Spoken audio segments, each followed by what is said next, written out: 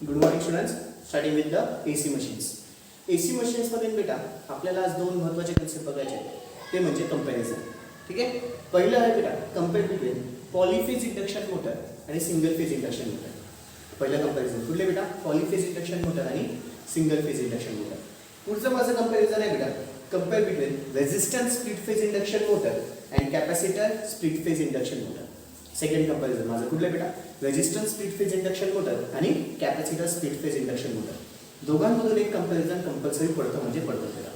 अत्यंत इम्पॉर्टंट. दोघांपैकी एक कंपॅरिझन खूप वेळेस टपकतं, म्हणजे दोघे एकदम सोबतच घेते बेटा. ठीक आहे, फाईन, ओके. आता काय करायचंय तुम्हाला? 3 कॉलम करायचे. ठीक आहे. आधी क्वेश्चन लिहून घ्या बेटा. पहिला question, compare between polyphase induction motor. Poly या शब्दाचं मीनिंग सगळ्यांना माहिती आहे बेटा. पॉली या शब्दाचं मीनिंग काय बेटा? 3. माहिती ना? पॉली म्हणजे मेनी. ऍक्च्युली जर डिस्टन्स मिनिंग बघायला गेलं पॉली या शब्दाचं मिनिंग काय बेटा? मेनी. पण पॉलीफेज म्हणतोय म्हटले एकापेक्षा जास्त फेज. मग एकापेक्षा जास्त फेज तर किती फेज असू शकतात? 3च फेज असू शकतात. एकापेक्षा जास्त फेज किती असू शकतात बेटा? 3च. त्याच्यापेक्षा जास्त असू शकत नाही. ओके, लिहून घ्या. Polyphase compare between polyphase induction motor and single phase induction motor. Compare between polyphase induction motor and single phase induction motor. Compare between polyphase induction motor and single phase induction motor.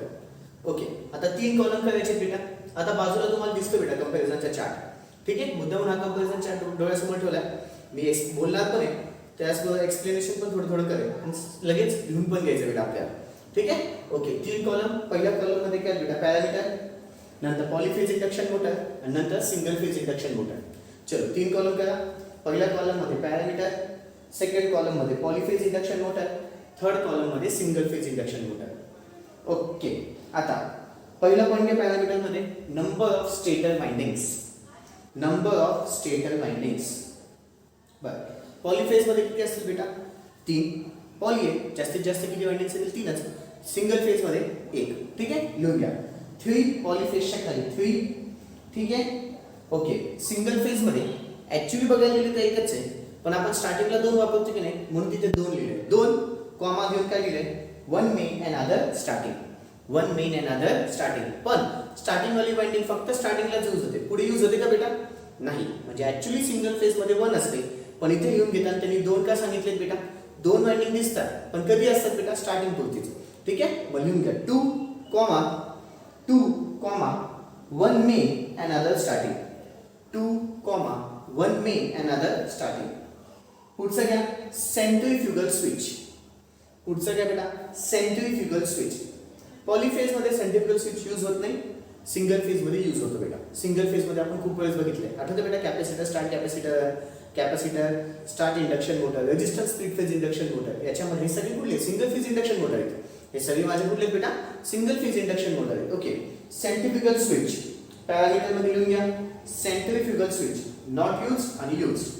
Not use आणि use. पुढचं third parameter supply voltage. Third parameter supply voltage. चलो पॉलीफेजच्या खाली या किती बेटा? 3 phase AC supply आणि इकडच्या साईडला सिंगल फेज एसी सप्लाय. लिहून घ्या 3 फेज एसी सप्लाय, पुढे single phase AC supply. Okay, त्याच्यानंतर पुढचं पॅरामीटर स्लिप रिंग्स आहे. Not use. पॉलीफेज मध्ये स्लिप रिंग्स वापरला जात नाही, इकडे यूज होतात. ठीक आहे, लिहून घ्या स्लिप रिंग्स पॉलीफेजच्या खाली use for wound stator. Sorry, okay. पुढचं बेटा कुठले? Slip rings. स्लिप रिंग्स बघायला गेलं ना बेटा तर पॉलीफेजचे इथे यूज होतात आणि इकडे नॉट यूज होतात बेटा. ठीक आहे. Slip rings not use, sorry use आणि नॉट यूज. पॉलीफेजच्या खाली यूज आणि सिंगल फेजच्या खाली नॉट यूज. लिहून घ्या यूज पॉलीफेजच्या खाली use for wound rotor induction motor. Use for round motor. Use for wound motor induction motor. Use for wound rotor induction motor. Spelling बघा तिकडे दिसतंय. सिंगल फेजच्या खाली या नॉट यूज. सिंगल फेजच्या खाली या नॉट यूज. पुढचा पॉईंट बेटा हाय टॉर्क. टॉर्क 3 फेज आहे, 100% व्होल्टेज सप्लाय जास्त तर टॉर्क पण कसा असेल बेटा? जास्तच. ठीक आहे. आणि सिंगल फेजच्या खाली कमी असेल. हाय टॉर्क प्रोड्युसिंग कॅपॅसिटी कोणामध्ये? मग पॉलीफेज मध्ये, सिंगल फेज मध्ये नाही. ठीक आहे. चलो घ्या लिहून torque producing capacity. Torque producing capacity. पॉलीफेजच्या खाली लिहा हाय, सिंगल फेजच्या खाली लिहा लो. पॉलीफेजच्या खाली लिहा हाय, सिंगल फेजच्या खाली लिहा लो. पुढे आता बेटा त्याचे ॲप्लिकेशन्स. ॲप्लिकेशन्स घ्या. पॉलीफेजच्या खाली high power industrial applications, high power industrial applications. Single फेजच्या खाली लिहा low power domestic application, low power domestic application. Okay. आता पुन्हा पॅरामीटर चेक केल्या. डायरेक्शन रिव्हर्सल, डायरेक्शन रिव्हर्सल याच्यामध्ये बेटा इझिली चेंज होते. काय फक्त त्याचे फेज चेंज करा. याच्यामध्ये फेजचा फंडा नाहीये, सिंगल फेज आहे ना, म्हणजे फेजचा फंडा आहे का नाहीये, मग इझिली चेंज होऊ शकत नाही. कोणाची बेटा सिंगल फेजची डायरेक्शन इझिली चेंज होऊ शकत नाही का, फेज एकच आहे. याच्यामध्ये 3 फेज आहे, त्या फेजचे मी इंटरचेंज करून टाकले फेज, ऑटोमॅटिकली डायरेक्शन बदल होतं, त्यावर बेटा रिव्हर्स होऊन जाईल. माहिती बघितलं आपण. ठीक आहे. RYB ऐवजी काय टाकायचं बेटा, RBY टाका, ऑटोमॅटिकली तुमचं डायरेक्शन ऑफ रिव्हर्स. क्लॉकवाईजशी काय होतं बेटा, अँटी क्लॉकवाईज किंवा अँटी क्लॉकवाईजशी क्लॉकवाईज. आठवतं बेटा हे कन्सेप्ट झालेले आहे. फाईन. ओके. Direction reversal. पॉलीफेजच्या खाली लिहा इझी, पॉलीफेजच्या खाली लिहा इझी, फुल स्टॉप द्या तिथेच. By changing the phase sequence, by changing the phase sequence. त्याच्यात सिंगल फेजच्या खाली लिहा not easy, full stop, not easy, full stop. We have to interchange the main and auxiliary winding. We have to interchange the main and auxiliary winding. We have to interchange the main and auxiliary winding. Okay बेटा. आता ना माझा पुढचा question महत्त्वाचा, खूप वरिष्ठ बघतो हा क्वेश्चन बेटा. आम्ही देताना पॅरामीटर्स आम्ही देतो आणि त्याच्या हिशोबाने तुम्हाला कंपॅरिझन करावं लागतं. कुठले बेटा आता कंपेअर बिटवीन कोणाकोणामध्ये, resistance split phase induction motor आणि capacitor split phase induction motor. Compare between कोणामध्ये, resistance split phase induction motor आणि capacitor split phase induction motor. Heading टाका. Compare between resistance split phase induction motor and capacitor split phase induction motor. Compare between resistance split phase induction motor and capacitor split phase induction motor. All मध्ये अजून एक लिहून घ्या, all मध्ये question लिहून घ्या. Compare between resistance split phase induction motor, compare between resistance split phase induction motor with the capacitor split phase induction motor, with the capacitor split phase induction motor on the basis of first, on the basis of first output, on the basis of first output, second starting torque, second starting torque, third power factor आणि fourth application, आणि fourth काय बेटा application. Okay. आता तुम्हाला जे जे मी parameters दिले ते पॅरामीटर्स आता तुम्हाला इथे बाजूला मी पुन्हा फिगर दिसते, त्या फिगरमध्ये दिसत असतील बेटा. ठीक आहे. चल आता सगळ्यांनी पुन्हा 3 कॉलम करायचे. पहिल्या कॉलममध्ये पॅरामीटर, नंतर सेकंड कॉलममध्ये resistance split phase induction motor, second कॉलममध्ये काय बेटा resistance split phase induction motor, त्याच्यानंतर थर्ड कॉलममध्ये capacitor split phase induction motor, third कॉलममध्ये capacitor split phase induction motor. Okay. सगळ्यात पहिलं पॅरामीटर आउटपुट.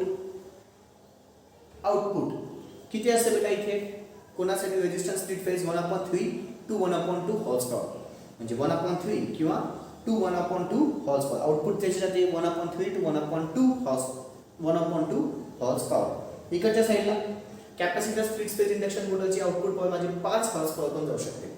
कुठपर्यंत जाऊ शकते बेटा 5 हॉर्स पॉवर पर्यंत जाऊ शकते. लिहून घ्या. Okay. Output design for low output up to the resistance split फेजच्या खाली बेटा, design for low output up to the, design for low output up to the 1/3 to 1/2 horse power, 1/3 to 1/2 horse power. बाजूला द्या. Can be designed up to the 5 horse power, can be designed up to the 5 horse power. Okay. Starting torque पुढचा parameter कुठला बेटा, starting torque. Resistance split phase मध्ये बेटा लेस starting torque असतो आणि याच्यामध्ये हाय असतो. ठीक आहे. याच्यामध्ये लेस स्टार्टिंग टॉर्क आणि याच्यामध्ये हाय स्टार्टिंग टॉर्क. लिहून घ्या. स्टार्टिंग टॉर्क रेजिस्टन्स स्प्लिट फेजच्या खाली लेस स्टार्टिंग टॉर्क आणि कॅपॅसिटर स्प्लिट फेजच्या खाली हाय और बेटर स्टार्टिंग टॉर्क. बेटर लिहिले, बेटर लिहून टाका. Better starting torque, better starting torque. Cost wise बघायला गेलं रेजिस्टन्स थोडी स्वस्त आहे, रेजिस्टन्स स्प्लिट फेज, पण कॅपॅसिटर बघायला गेली ती थोडी जास्त कॉस्टली आहे. ठीक आहे. लिहून घ्या. कॉस्ट, कॉस्ट रेजिस्टन्स स्प्लिट फेजच्या खाली घ्या, very chip in cost, very chip in cost आणि कॅपॅसिटर स्पीड फेजच्या खाली cost is more. Capacitor speed फेजच्या खाली कॉस्ट इज मोर. ओके, आता ना बेटा पुढचा फंडा रिलायबिलिटी. रिलायबिलिटी डिपेंड करतं कॅपॅसिटर. जर कॅपॅसिटर असेल तर रिलायबिलिटी कमी होते बेटा, लक्षात ठेवा. कॅपॅसिटर असेल तर रिलायबिलिटी कमी होते. ठीक आहे, येस. कॅपॅसिटर असेल तर रिलायबिलिटी काय होते बेटा, कमी होते. कॅपॅसिटर नसेल तर रिलायबिलिटी जास्त असते. मग कॅपॅसिटर कशात नाही बेटा, रेजिस्टन्स स्पीड फेजमध्ये कॅपॅसिटर वापरत नाही. कालच बघितलं बेटा कालच्या फंड्यांमध्ये, मागच्या सेशन्समध्ये. ठीक आहे, कॅपॅसिटर स्टार्ट किंवा कॅपॅसिटर स्टार्ट इंडक्शन मोटर किंवा capacitor start capacitor run induction मोटरमध्ये कॅपॅसिटर आहे म्हणून त्याची रिलायबिलिटी कमी असते. पण रेजिस्टन्स स्पीड फेजमध्ये कॅपॅसिटर नव्हता म्हणून त्याची रिलायबिलिटी वाढते. म्हणून त्याची रिलायबिलिटी काय होते बेटा, वाढते. लिहून घ्या. Okay, reliability needs no capacitor hence gives reliable service. Hence gives reliable service किंवा रिलायबिलिटी इज हाय असं लिहिलं तरी चालेल. ठीक आहे, no capacitor hence reliability is high असं लिहिलं तरी चालेल. बाजूला needs the capacitor hence it reduces the reliability. Needs the capacitor hence it reduces the reliability. पुढचा आहे बेटा पॉवर फॅक्टर. पॉवर फॅक्टर बघायला गेलं ना तर रेजिस्टन्समध्ये पुअर आहे, इकडे जास्त आहे. रेजिस्टन्समध्ये power factor, resistance speed phase इंडक्शनमध्ये पॉवर फॅक्टर पुअर असतो, इकडे हाय असतो. लिहून घ्या power factor. Power factor resistance speed फेजच्या खाली power factor is poor. Capacitor speed फेजच्या खाली power factor is better. Power factor is better. आता युजेस म्हणजेच काय बेटा, ॲप्लिकेशन. युजेसला अजून एक नाव लिहून द्या, ॲप्लिकेशन. का आपण क्वेश्चनमध्ये ॲप्लिकेशन पण लिहिलेले, राईट बेटा. म्हणून युजेसला जॉब करून काय लिहून टाका बेटा, ॲप्लिकेशन. चलो, रेजिस्टन्स स्पीड फेजच्या खाली या. Used in household applications like washing machine, refrigerators. Used in household applications like washing machine, refrigerators, fans, buffing machines, etc. Capacitor speed phase खाली या. Used in compressors, air conditioners, grinders, pumps, etc. कळालं बेटा. Okay, ठीक आहे. आज माझे महत्त्वाचे 2 फंडे झाले, ते म्हणजे कुठले बेटा, कंपॅरिझन. पुढचा एक फंडा काय ते फक्त थोडंसं तुम्हाला एक ओव्हरव्ह्यू सांगून देतो.